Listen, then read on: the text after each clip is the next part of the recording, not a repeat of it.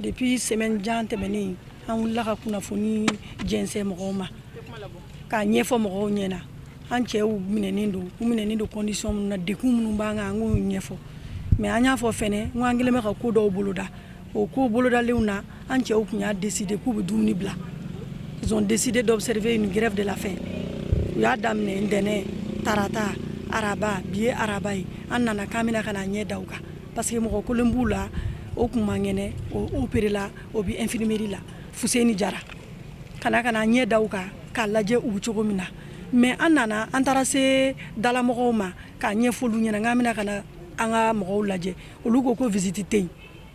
donc visite tɛ yen an jɔlen don kuma na mɔgɔ saba nana ka na an nɔfɛ k'ale k'an nakun ye min ye an ko an ka mɔgɔ minnu bɛ yan n'u bi grève de la faim na n'an nanen don ka an ɲɛ da u kan parce que mɔgɔ ye dumuni bila tile kelen k'a bila tile fila k'a bila tile saba i b'a sɔrɔ tɔ ta la ka kan a somɔgɔw kana ka n'u ɲɛ da a kan donc u y'an wele k'a fɔ an ɲɛna ko n'an ko k'an bɛna visite la ko c'est pas comme ça ko visite man ka kɛ an kɔni fɛ n'i ka mɔgɔ nana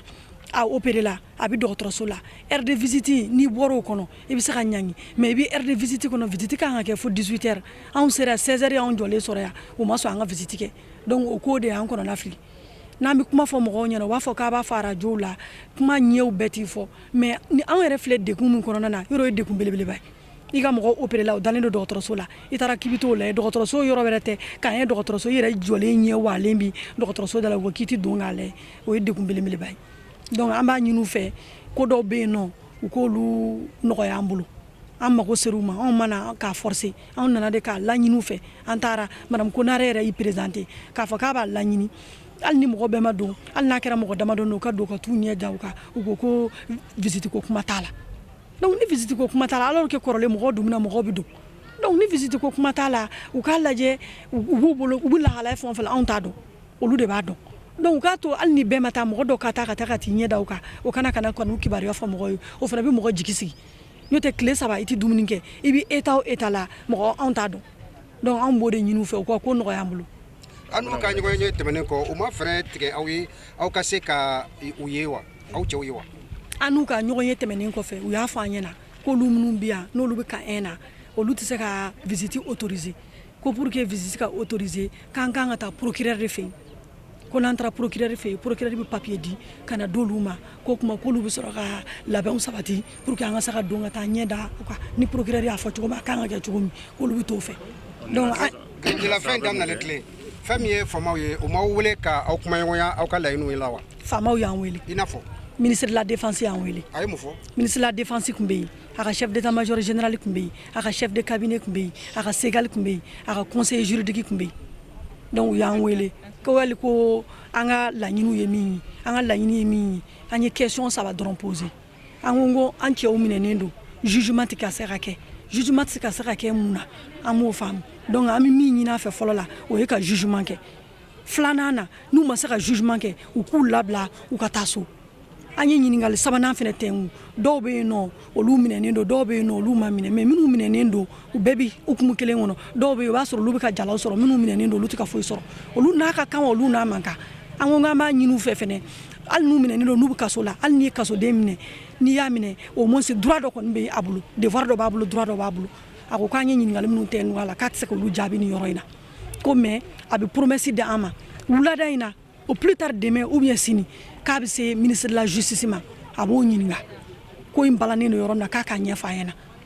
donc n'o bɔra yen ministre de la justice dɔ yɛrɛ b'o kunna n'o ye premier ministre ye k'a bɛ se o ma a b'o fana ɲininka ni ɲɛ min b'a la n'o y'o fɔ an ɲɛna a ko ale tɛ mɔgɔ wɛrɛ wele ale bɛ ne yɛrɛ wele n'an taara an y'an sigi cogo min ka nin kuma fɔ a b'o mɔgɔ kelen wele ni problème min bɛ yɔrɔ min na a b'o dan tulo kan.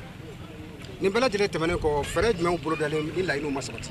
Ni laɲiniw ma sabati an ye min fɔ ntɛnɛn don n'Ala y'o jira an na le 13 novembre an ye conférence de la presse dɔ organiser maison de la presse la an bɛ kunnafoni dila bɛɛ wele u bɛɛ invité o kɛnɛ kan u ka na nin fɛn o fɛn bɛ yen fɛn o fɛn bɛ nin ko kɔnɔna na a bɛɛ sɛbɛnnen don an bɛna ka na bɛɛ da jama tulo kan pour que l'opinion nationale ou internationale soit éclairée par rapport à la situation actuelle. Kumakan laban o ye jumɛn ye ne ba. Kumakan laban an b'a ɲini an balimaw fɛ Croix Rouge mɔgɔw b'o la ministère de la justice mɔgɔw b'o la minnu kelen filɛ ka grève de la faim daminɛ grève de la faim tɛ ko nɔgɔ ye an kɔni bɛ wele da u k'a lajɛ u kana assistance kɛ an ka mɔgɔw ye parce que mɔgɔ bɛ bila i tɛ sini dɔn donc k'u k'a lajɛ ko daminɛnen do bi mais fɛn o fɛn bɛ taa bɔ a kɔnɔ olu t'o dɔn anw t'o dɔn donc an bɛɛ ka jɛ an ka hakili fara ɲɔgɔn kan an ka ko ɲini ji ɲɛma jɔlen na an bɛ dugawu kɛ ala ka seliji k'a kow la ala ka hakili ɲuman d'an n'u ma.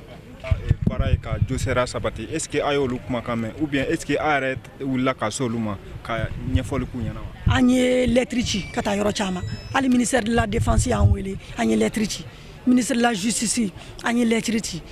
Aïdara madame Chérif Ousmane Aïdara an yɛrɛ wulila k'a ka mɔgɔw wele u ko k'a kun tɛ k'a ni premier ministre taalen do voyage in na ko n'a nana k'u b'an wele donc an ye lɛtiri sɛbɛn ka lɛtiri bila fan bɛɛ an taara RFI la yɔrɔ a dan ye oui k'a ɲɛfɔ Serge Daniel y'a fɔ RFI la aw ye kunnafonidilaw aw yɛrɛ minnu filɛ nin ye an y'a fɔ aw bɛɛ ɲɛna an kɔni fɛ bɛɛ informelen don hali an taara yɔrɔ yɔrɔ la bi bɛɛ ko k'i y'a mɛn k'a fɔra i ye Kura Rouge mɔgɔw an ser'olu ma an y'olu informer Kura Rouge mɔgɔw nana sɔgɔmada in na o de y'a to Fuseni Jara min bɛ o taara ka taa congé ka t'o opérer a nana. Mɛnen kɔ n bɛ an lamɛnjɛkulu bɛɛ lajɛlen fo mɔgɔ minnu bɛ Mali kɔnɔ minnu bɛ Mali kɔ kan bon présidente ka kuma tɛmɛnen kɔ an ka mɔgɔw ka grève daminɛna lundi ni bi cɛ an ka avocats sera procureur ma donc u ka cabinet u b'a fɔ cogo di ko minnu occupelen do dossier nin na donc u ser'u ma u k'u ma k'u k'a f'u ɲɛna ko vraiment u bɛ ka kɔngɔ lamuɲu min kɛ k'u k'a dabila ko parce que ko magama k'u ka dossier la ko dossier in yɛrɛ filɛ nin ye ko dossier in foyi ma ɲɛnabɔ dossier in na bon u ka liberté provisoire fana tun b'u bolo o tun bilalen do tiroir de kɔnɔ u bolo u ko mardi yɛrɛ de la u bɛna o bɔ ko k'o traiter donc vraiment u k'a lajɛ an ka mɔgɔ ninnu mɔgɔkɔrɔbaw de b'u la banabaatɔ de b'u la an yɛrɛ ka mɔgɔ kelen o opérela sɔgɔmada in na n'o de ye adjoint chef Fuseni Jara ye bon u nana n'a ye sɔgɔmada in na ka bɔ Pongé a kun ladalen do infirmerie la sisan an y'a ye u y'a ta ka taa a bila a nɔ na kasobon kɔnɔ bɛɛ b'a dɔn k'a fɔ kasobon in a état man ɲi yɔrɔ min do yɔrɔ degunnen de do a yɔrɔ n'i ko kɛnɛya sira kan a man ɲi hali kɛnɛbaatɔ a man ɲi i ma kuma tɛ i banabaatɔ ma vraiment an ka mɔgɔ fila sara an tɛ fɛ fɛn k'an ka mɔgɔ wɛrɛw sɔrɔ an b'u deli n'u tɛ se k'an ka mɔgɔ ka jugement kɛ comme u yɛrɛ ko dossier ma labɛn ni dossier ma labɛn u k'u bila liberté provisoire la donc u tɛ boli o u bɛɛ ka adresse dɔnnen do vraiment an b'o de fɔ autorité mɔgɔw ɲɛna. Nakun min bɛ ne na ne kun nana ko n bɛna ɲɛ da n cɛ kan u bɛ degun min kɔnɔ u ma sɔn an ka don fɛn o fɛn n'u ko bere wuruzi bere vɛri Musa Tarawele minɛna yan an min dɛ Musa Tarawele y'a minɛ yan jeni y'a minɛ bere wuruzi de y'a minɛ yan n ko bere vɛri de y'a minɛ mais a jara bere vɛriw de ni bere wuruzi y'a minɛ o n'olu kun ma sɔn est-ce que a bɛ minɛ n'i sigira fanga la ni fanga b'an ma sira fanga banna de donc a tɛ sigira na fanga ala ye fanga da danyɔrɔ la fanga dan'a danyɔrɔ la ko bere vɛri bere wuruzi u bɛɛ de ye fa kelen ba kelen sɔnja min b'anw ka bi ala de b'a dɔn n'a fɔra ko dutigi ye cɛ de ko muso de ka kɛ du tabaga ye a ma nɔgɔn dɛ o dekun de b'anw kan ni ne ye miiri o la ne bɛ kasi de san 5 tɛ tile 5 ye o mais anw y'a di ala ma an bɛ ala de ko ne cɛ tɔgɔ Lasana Sengare lieutenant Lasini Sengare. Muso in ka kasi parce que kuma ma nɔgɔ a bolo n'i y'a ye n'i bɔra a ɲɛ la a ye min y'a ɲɛ na k'an ye kɔnɔ yan bi o de ye kasi jigin a ɲɛ la an nana an ka mina ka na ɲɛ da o kan parce que u bɛ grève de la faim la an balimakɛ dɔ b'u cɛ la n'o ye Fuseni Jara ye Fuseni Jara banana u y'a cɛ ka taa n'a ye Pongé ka taa opérer a bɛ grève de la faim na u nana n'a ye ka na bila k'an ye infirmerie la yan nɔ o infirmerie kelen na an nana an ka minnu lajɛ u ko visite interrompue don ko an tɛ se ka t'u lajɛ mais u ye Fuseni Jara don wotoroni kɔnɔ jama ɲɛna ka tɛmɛ n'a ye an jɔlen ɲɛna yan ka taa bila a ka cellule kɔnɔ ka taa bila kaso la yen tuguni traitement tɛ ka k'a la yen mɔgɔ min opéré la normalement il devrait être à l'infirmerie au moins hali n'a ma to Pongé a kun kan ka to infirmerie kɔnɔ yan pour le suivi mais u y'a bɔ yan an jɔlen ɲɛna k'a don wotoroni kɔnɔ k'a pousser ka taa bila a ka cellule kɔnɔ o kɛra an jɔlen ɲɛna n'i y'a ye an balimamuso ka kasi parce que kuma ma nɔgɔ a bolo nin bɛɛ de bɛ a bila kasi la. Ayiwa baasi tɛ sani min lajɛ siyɛn jɔn min taa sɔrɔ siyɛra e mi tun fi pɔnɔ siyɛra ma wo lɔgɔ fɛ pɔnɔ jɛli siyɛra mɔgɔ lɔgɔ wɔ nɔna ni ja kɔnkɛ wɔ nɔna wo sɔrɔ si pinya ka sunga ke por kɔrɔ wɔ nɔna sɔrɔ si bila cɔ to pinya kare me yeti tiyɛrɛ ne me pesa jas jugement la bita jugement pinya ne me pinya ka sunga pinya ndɔngɛ o kɔna pa sem pa pitɛrɛ pasa pa chinji ngana por tanjime musa dum nya jime a urunya kanga tuchu mame donc kɔna pa pa fa fe bi nyara pi sabari pi nango tir kamatia papi yan jimba ngɛ me pa yan jimba ngɛ o ta pankara o ya fiare ya donc o ka pa ni ndre ya konko ni pa pitɛrɛ barang pinya pa pitɛrɛ o barang na vraiment nya piché pour tia wa pa de ɲɔgɔn jɔ mɛnti na sɔrɔ da so mɛn mutata tele mu ligi Awa Keita présidente femme study donc nata sorda so man ke ban domolo ma kente domolo kala fo loko kun kili be mbadi sorda sol trala ma khele lum ke tara e ka domolo ke domoli ko bulo meke donc on te ju me